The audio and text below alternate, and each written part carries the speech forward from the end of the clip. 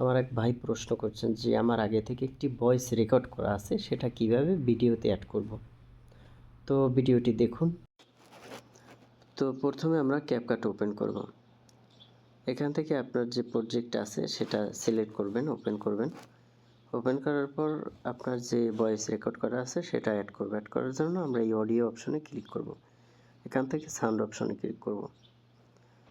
তারপর এখানে এই মেমোরির যে আইকন দেখতে পাচ্ছেন, এখানে ক্লিক করব।